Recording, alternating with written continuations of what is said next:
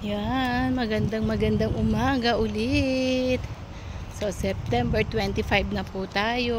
So, napakabilis ng panahon. Here's come the October. God bless you all. So, God bless po. At continue on praying, continue on going, continue na maglingkod tayo sa ating Panginoon. Near is come, no? Malapit na po dumating ang ating Panginoon. We don't know the date, we don't know the right time, ano, basta alam natin darating na po siya para po isang yung ina na buntis na mga anak na parang alam niya na due niya halimbawa ngayong September pero hindi niya alam kung kailan, no, kung kailan talaga, basta alam niya yun, or maaring maging October pa or maaring maging August pa, di ba? Parang basta in between doon, pero alam niya na magdi-deliver na siya ng baby at yun yung due date niya talaga. So yung mga nangyayari po sa mundong ito, like yung mga gera, yan yung sa Israel, tinitira na naman nila, di ba? Mga lindol, mga sakuna, mga tagutom, mga talagang yung iba-iba, no, na nakikita po natin, wars again wars, makikita natin yan sa Matthew 24, yung mga nangyayari na talagang mga sign na malapit na po ang pagdating ng ating Panginoon. So we don't know kung kailan po siya darating, wala pong nakakaalam kundi ang Panginoon lamang po, ang kanyang Ama ang may alam kung kailan po talaga ang pagdating ng ating Panginoong Diyos. Yan po, so manampalataya tayo at go on tayo lahat ng mangyayari. Ngunit sabi niya, hindi pa ito yung talagang katapusan. Diba? Ito'y pasimula pa lamang. So it means great pa yung mangyayari.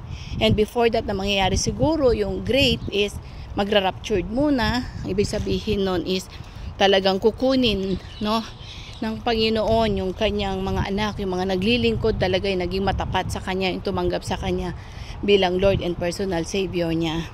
At siya ay bubukas ang langit at siya ay naroon lamang at tayo lahat ay biglang mawawala sa mundong ito at yun nga, dadakitin niya tayo, no, yung mga saints at kasama natin ang Panginoon sa kalangitan. At dito naman sa lupa ay magkakaroon ng 7 years tribulation.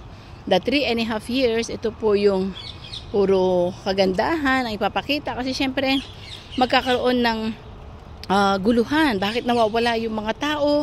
Ang daming sakuna, ang daming takot, ang daming fear. Yung kung naramdaman po natin noong pandemic yung takot, mas grabe pa yun, no?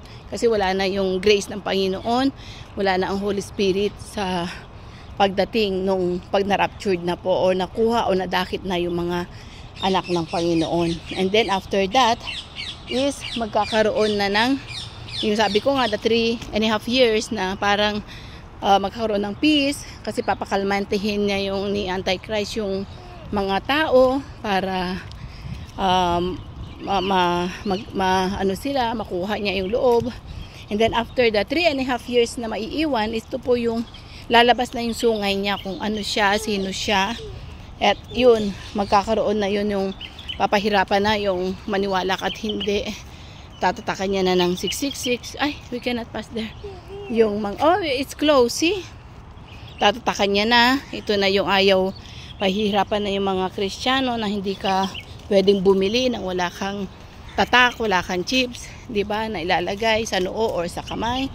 Tapos yung mga hindi ka makakain, hindi ka makapag-work, syempre, kasi wala kang wala kang tatak. 'Di ba noong pandemic nga, hindi tayo makalabas, hindi tayo makagrocery hangga't wala kang pass card, 'di ba? Yun lang, may pass card ang lalabas, 'di ba? Siya lang makakabili dahil natakot tayo baka mahawa, 'di ba? So parang ganoon, pero more than that yung yung Great Tribulation, sabi nga nila mas mahirap at mas so ang hirap nung gano'n, no? Pag in-imagine mo, grabe. So ngayon pa man, habang may time na tayo is tanggapin na po natin ang ating Panginoong Jesus bilang Lord and personal Savior.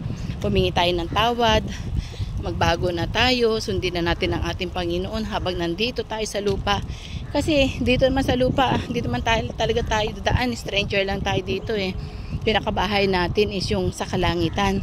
Sa heaven na doon is eternal life, forever and ever, na wala ng sakit, wala ng kamatayan, at wala ng hirap. So yun po yung nais ng ating Panginoon, no? So napakabuti po niya at tapat po ang ating Panginoong Jesus. So yan lamang po yung mai-share ko ngayon. So may the Lord God bless you and bye for now. Come na.